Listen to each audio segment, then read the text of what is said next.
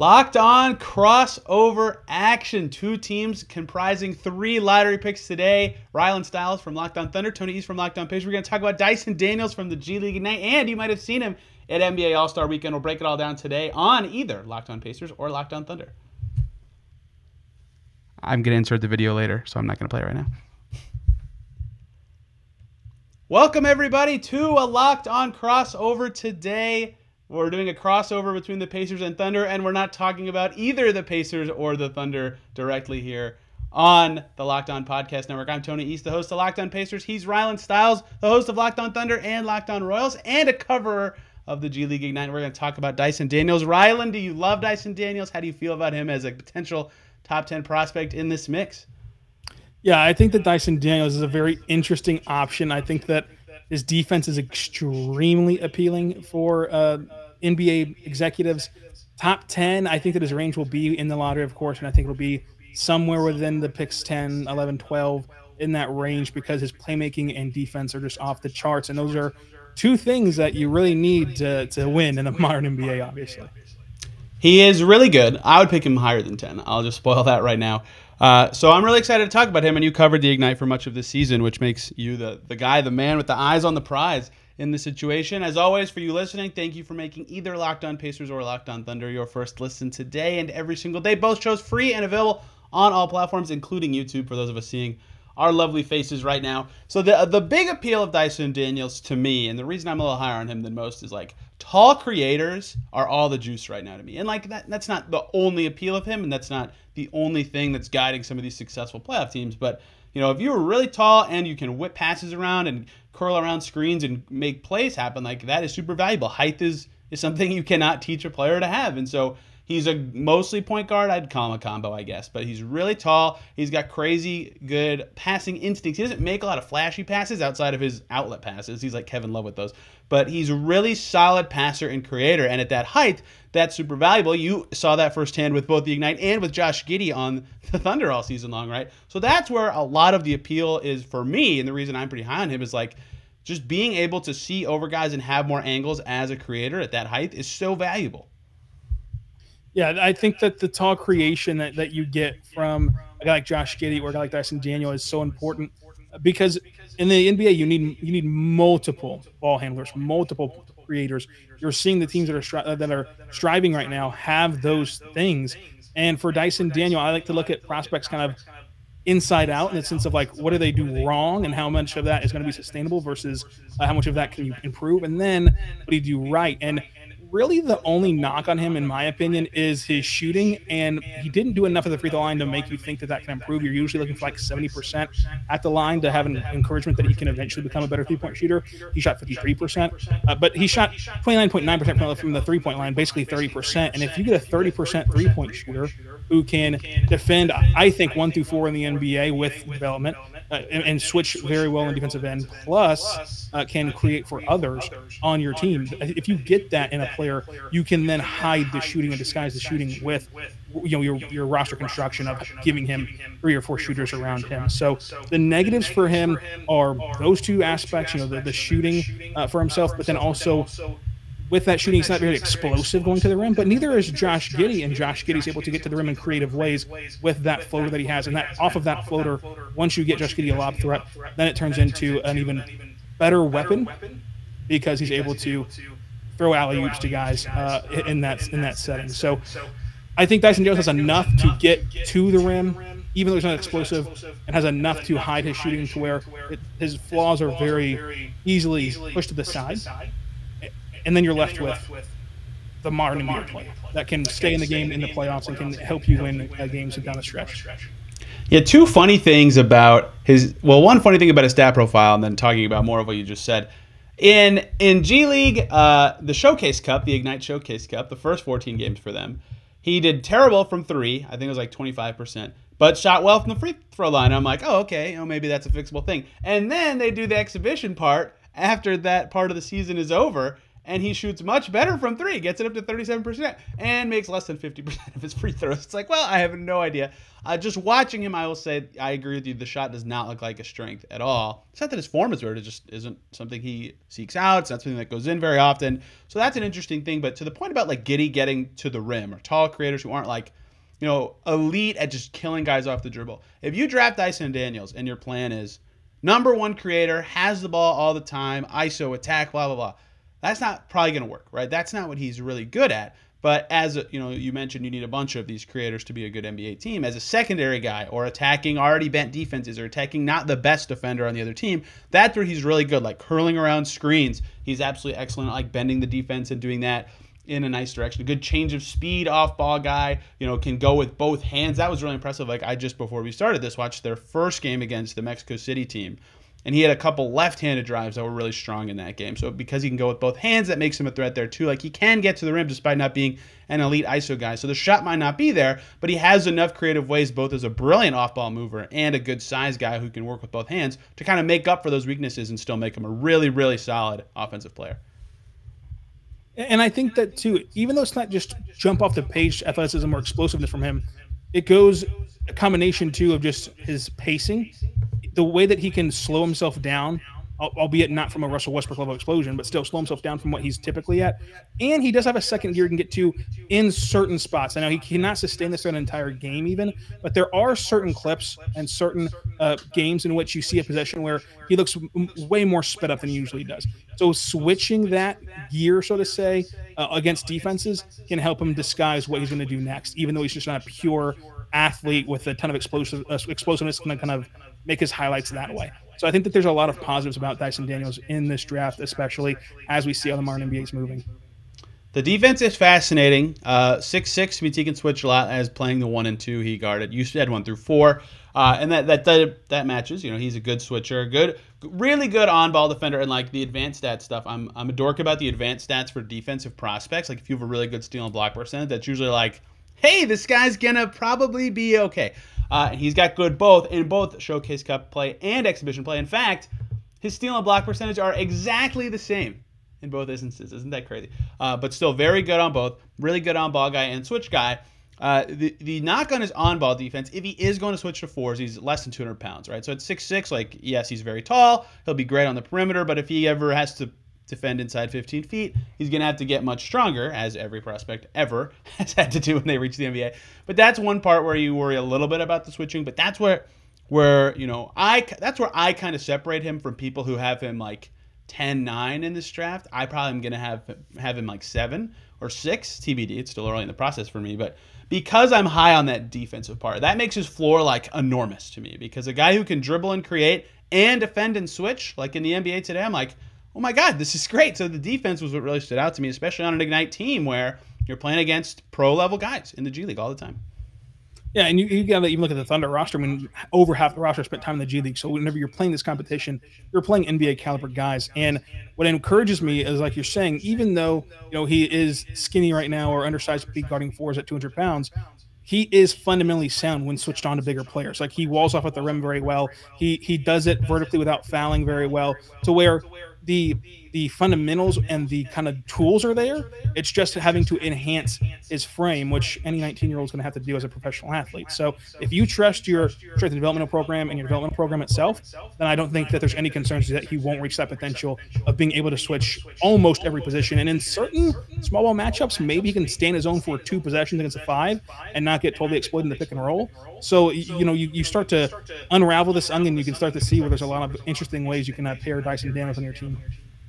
The other big pro, just not even from a skill perspective from him, but just for like as a prospect, is his experience playing for both the Ignite against pros. Like you just said, he played semi-pro and NBL 1 before even coming to America. He's played for the Australian men's national team already. Like, his resume compared to other prospects is like, oh my God, this guy looks way better. And again, I'm talking to the guy who covered Josh Giddey all season. You know exactly how the Australian jump kind of works. But that stands out to me as like, you're not evaluating this guy versus, like in Shaedon Sharpe's case, U18 games against like kids still in high school, or, against college players who aren't as good, or like mid-majors. Like, he played against pros his whole growth cycle, and that's really appealing to me. And from everything that I've heard, the Australia basketball circuit is truly a tight knit group to where everyone wants to see everybody succeed, and they just throw you into the fire, and they're hard on you and they grind on you. But it's all to make you better and to give you every resource that you can. I mean, Josh Giddey said that he heard from Joe Ingles countless times throughout that pre-draft process, and immediately as he was selected, heard from him, and it just shows how much of a brotherhood that is, to where on top of having the resources the Ignite give you to be good in the NBA, on top of having the resources that your team gives you to be good in the NBA, you're going to have resources of actual NBA players who have been through the ups, the downs, and just the lifestyle of the NBA to help you. All that kind of ties in, I think, whenever you're talking about player success in terms of his background. Yeah, Kiefer Sykes grinded through the Australian League before being on the Pacers this year too. Like it's a thing that's plausible now. And imagine if Kiefer Sykes was 10 years younger. Obviously coming out of that league, you'd be like, oh, this guy is a serious prospect. Let's talk about some of the stuff Dyson Daniels doesn't do as well, Rylan, because no prospect is a perfect player. Although I have learned that because he's 199 pounds, he can never get stronger. That's why Chet's not going to be good, right? He'll never get any stronger. He'll always be skinny and scrawny. I have to get jabs in at stupid people every moment I can. Before we talk about some of the holes in Dyson Daniels' game, I want to talk about Built Bar. Imagine dipping your finger into a plastic tub of birthday cake frosting and then opening your eyes and realizing it was only 150 calories of 16 grams of protein. That is what it's like to eat the new birthday cake puffs from Built Bar. What are they? They're 100% covered in chocolate. Absolutely delicious protein bars that come in so many delicious flavors. There's something for everybody. There's like more puff ones, like I just said, with that marshmallow infusion, but there's also a bunch of other kinds. I really love the peanut butter brownie. Rylan, do you have a favorite flavor? Cookies and cream is just incredible.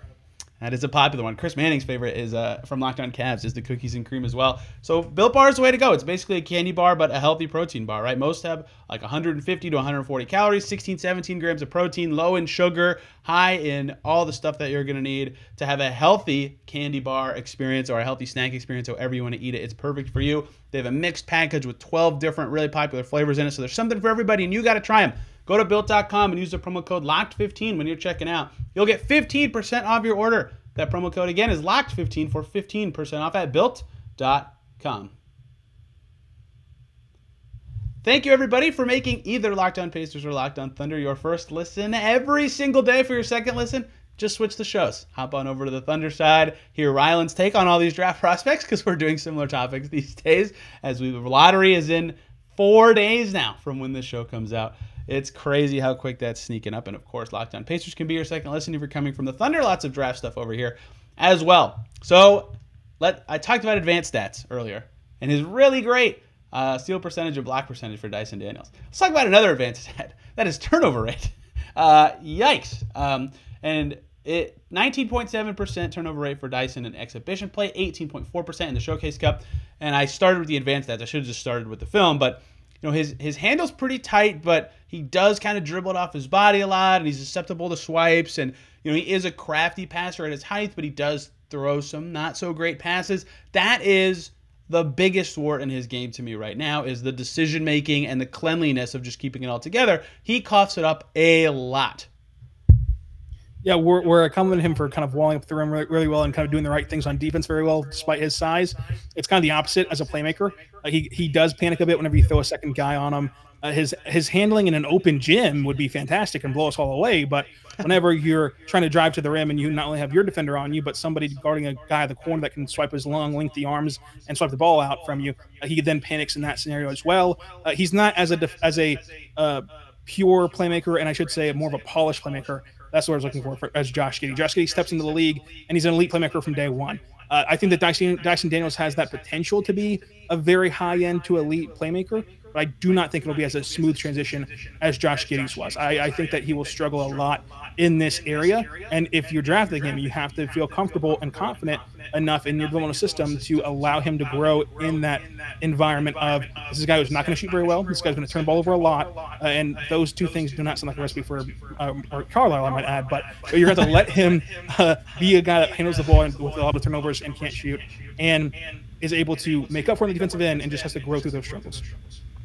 Yeah, I agree with all that, and like he can navigate a pick and roll. It's just that one of every four of them, like, he's gonna make a little error right now, and that's not good. That's what's holding him back from being a much higher rated prospect, despite me liking him still quite a bit, and that's something he'll definitely have to work on if he's going to be that secondary creator in the NBA. He like the primary creator can turn it over, right? They're allowed to. They're the one trying to make all the plays. The secondary guy's got to be much cleaner with the ball, and that seems like a more natural fit for his role at the pro level. I don't think he'll ever maybe reach Josh Giddey's level of playmaking. Like, there's a pretty good chance that never happens, and the turnovers are a big reason why. The second thing that stood out to me is a weakness, and feel free to jump in if you have anything that I'm just saying that seems extremely stupid.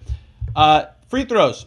Not shooting them specifically, although that is a problem. Getting to the line at all, right? An efficient play, getting to the free throw line, maybe not in his case, but he can kind of get into the lane, and I want to add this to the turnovers while I'm thinking about it.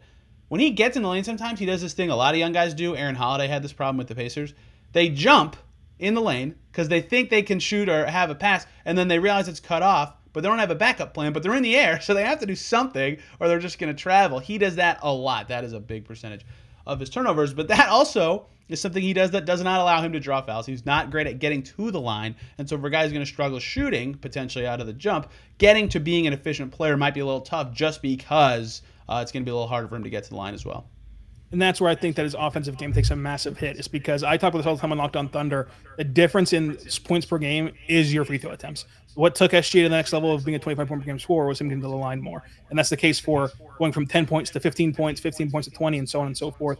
To where this is a guy who can't shoot threes and doesn't project to shoot threes. Of course, he's still young and technically could, but we have no data point on that suggests he can shoot threes in the future. This is a guy who does not finish extremely well at the rim in general and struggles to get there with his explosiveness. So if he can't do any of those things and can't get to the line, where are the points coming from? And if you have one guy who can't score the basketball on his own, that's fine, but then if you add another one in the future, that's where things start to unravel, and that's where it gets interesting for the Thunder when you discuss Dyson Daniels as a pick for the Thunder, because Josh Giddey's focus on offense is to set others up, not to score himself.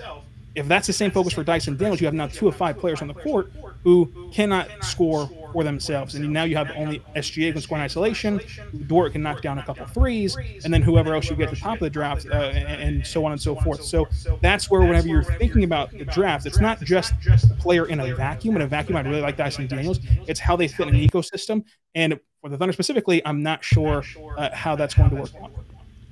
Yeah, the Pacers ecosystem is fascinating in that regard because if you told me that every minute he's playing like off of Tyrese Haliburton, he's very rarely the primary guy to be like, okay, yeah, that will be good. That will work out. They have other creators on the team. They've got a lob threat for him to throw to. He's pretty good at that style of pass or creation style in general. And Isaiah Jackson or even Miles Turner, if they finally decide to use him as a lob threat, as Carlisle said, I never did. Those kind of things make sense. But if he's the lone point guard, or if he's bringing it up and Haliburton's off guard, all of a sudden you've shot yourself in the foot as the Pacers. And teams change a lot in the NBA. I don't want to be like, well, if he doesn't fit with Haliburton, he's a useless pick. Get him out there. Whatever. Your team's going to change a million times in the next 10 years. But that kind of stuff certainly matters, and having him in the right role certainly matters. And while I do think his floor is very high, and that pushes him up the rankings for me, his ceiling might not be as high if he can't get one of free throws or threes. Right? Then he's just kind of locked into being an elite connecting player, which is a good player. Like, he's probably starter level to me. That's why I have him inside the top 10. But it's hard to get above that in that role, if that makes any sense. Yeah, and it just comes down to like how you evaluate your team right now. Like for the Thunder, you're evaluating your team based on Josh Giddey and SGA, and whatever, however the roster terms over past those two is whatever. But whenever you're looking at Dyson Daniels for the Thunder and SGA and Josh Giddey, SGA has to have a certain number of isolation opportunities. That's where he's going to make his bread and butter. That takes away Dyson Daniels' playmaking ability, which is the only thing he's going to thrive at in the immediate future that we can project to be elite in the future. Josh Giddey, he is already an elite NBA playmaker, and he's in year 2. He needs the ball in his hands a certain amount of time. Now you're looking at the third amount of time having the ball in Dyson Daniels' hand, where he can actually thrive in that playmaking avenue. What does he do past playmaking? Is he going to be a really good cutter in the NBA? It seems like he could, but let's see it in an NBA game, and obviously you can set it for any prospect. But now you're moving the goalpost back and back and back on how he's going to fit with a specific team. But as a just prospect, I really like Dyson Daniels' game, and I think he's a top 12 guy. You watched more Ignite than I did, so the only other thing I'll add is like his team defense is fine, but definitely, as every young guy does, a few sleeper moments, a few like, oh, whoop, my bad. But did I miss anything that you felt like, oh, that's a weakness, or that's something that he's got to grow as he gets into the NBA? Yeah, I think that the team defense was actually better than most prospects because you're playing in a more NBA structured environment. That is true. And I think that his team defense, what I like to do for college guys is I always say a disclaimer of, yes, he did fall asleep, but it's very hard to be locked in against Maryland on a Tuesday versus in the TD Garden on a Wednesday. So I like to give guys a pass. I like to give guys a pass on team defense qualifications. But even with that disclaimer, Dyson Daniels was a really good team defender. And so I think that that's where he's going to be a guy who stays on the floor as a rookie, is how good he defends and how good he can help a young team play team defense and get better defensively, because most young teams are going to struggle to score in the NBA. So you have to limit scoring at that point. And so I think that that's where he's going to really improve as a player. And then also I just really like Ignite guys. I just think that the structure that they have there is really good. They had a ton of avenues to watch them, just both full games, and also they had live stream practices that we got to watch before interviewing them after practices. And you could just see that he was a guy that has the quote unquote intangibles, right? We mentioned his background before of how important it is to playing in the NBL and playing with fellow Australians on the Australian national team, how you get around professional athletes and professional players. And I'll add to that by saying Josh Giddey, after the season, said what surprised him was that the NBL prepared him for too much of a grind. The NBA has one hard practice a week. In the NBL, he said, we're scrimmaging 5 days a week and then playing on Saturday. Like, we were scrimmaging, going hard at our own teammates and then playing our game. In the NBA, we might have had one hard practice a week, if that. And so he's going to be prepared for the duration of an NBA season because of Ignite, because of the NBL, because of the national team, more so than other college athletes will be right out of the gate. So that's not something to teach him and hope that it sticks, because some guys you're going to have to try to teach them that and they're not going to get it, and they're going to fall out of the NBA because they just cannot deal with the ringer of playing in the NBA. This is not one of those kind of guys. So there's a lot of benefits to drafting a professional 19-year-old who now all you have to do is install better technique in and better framing on. That's easier to do than having to teach everything under the sun. I trust your judgment more than mine, and my team defense caveats. I liked your Maryland thing. That was perfect. I have two. One is, if you, like Ben Simmons had this, if you recognize patterns really well as an offensive player, that will translate to defense. And that will make you a naturally better defender as time goes on. Daniels does that, right? So even if his team defense isn't perfect right now, he'll get better on that end to me. And two, if you play with a bunch of crappy defenders, you have to help all the time. You're going to mess up sometimes. And some of those Ignite guys, Scoot Henderson's 17. They're not as good as on-ball defenders. They're not refined for the pro game yet. So there are a lot of caveats abound for him, especially on that end of the floor, that I think he will be a good team defender in the NBA.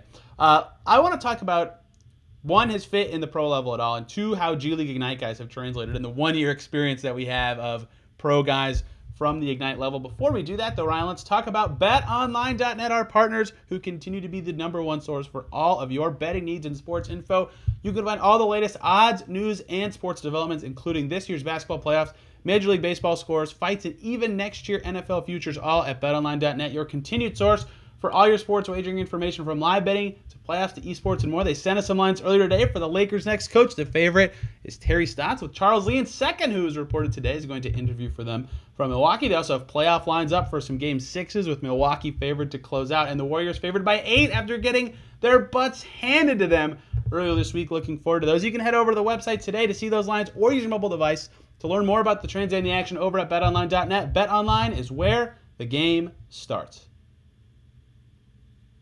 Thank you again for making Locked On Pacers and Locked On Thunder your first listen today and every single day. We both highly recommend checking out Locked On NBA Big Board, where you can hear more about these draft prospects from guys who cover the draft year-round and are traveling around to these workouts.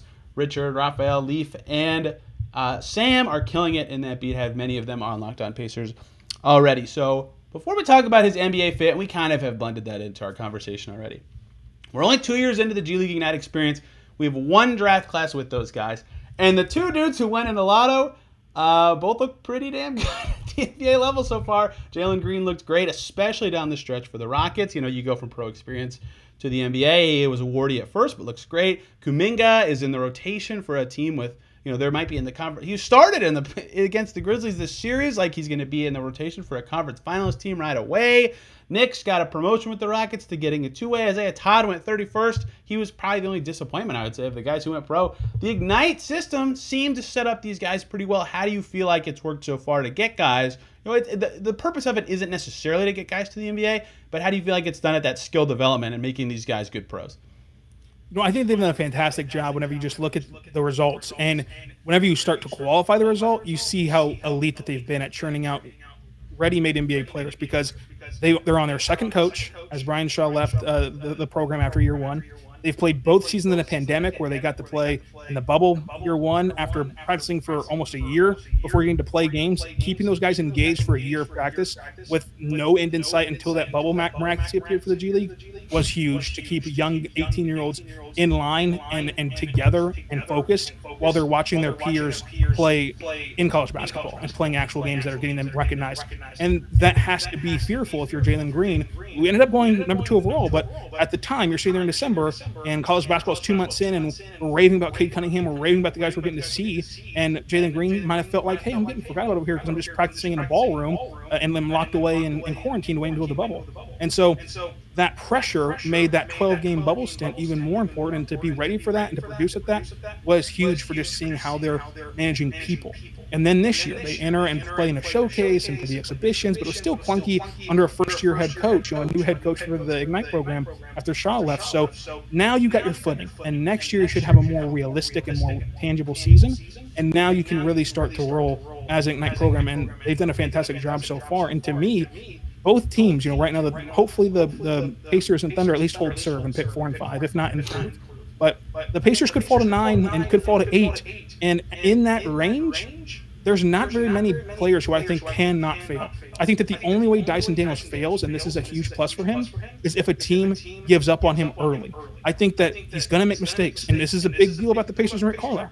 You have to be comfortable that he's going to have a ton of turnovers. He's going to miss a ton of shots. But he's going to play really good defense. And if you give him time to grow as a playmaker and learn how to play make against NBA defenders, eventually he's going to get it and look like Josh Giddey looked last year, and even better as Josh Giddey gets better as well. Not going to be better than Josh Giddey, but is going to get better like Josh Giddey did. I want to make that clear because there's a lot of Josh Giddey stands. He's not going to be better than Josh Giddey, but that can improve to that playmaking level as Josh Giddey has reached his rookie year. So you see that, and I just don't see how he fails in the NBA unless you have a coach who just says, you turn over too much, now you're on the bench, now you lose the confidence, now you're never going to play, now you have my rotation entirely as we're losing 50 games, and then it just down spirals the way it did for a guy like Dennis Smith Jr. And Dyson Daniel is a guy who has way more skill level in terms of NBA traits than Dennis Smith Jr. did, but he kind of got buried in that Rick Carlisle feud, and then his career was never the same.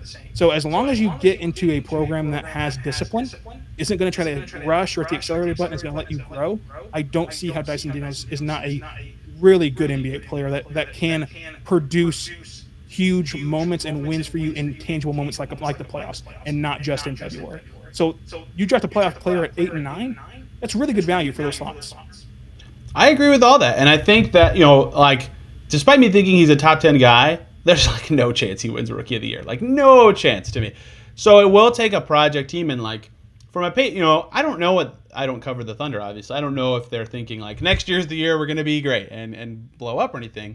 But the Pacers, for all of time, have never wanted to be bad. They are probably going to try to get much better next year. I don't know how much, but better to some extent. That might not be the best ecosystem for a guy like Dyson Daniels if they are trying to get Miles Turner back out there, get Brogdon back out there, get some other pieces, insert their pick into a team that already has, a third-year guy in Halliburton, a second-year guy in Duarte, and whoever they pick in the top 10 in the rotation. That's going to be a warty team. So, if they want to be better, they need to pick, maybe a higher, an immediate guy. And I still think Daniels has a high floor, but not immediate contributor level. And no one is an immediate contributor. But, that might scare them away. And Carlisle, I agree with you, has not conventionally been a play the young guys kind of coach. He has had Luka change his mind a little bit in recent seasons, and Duarte. He played Duarte all the time.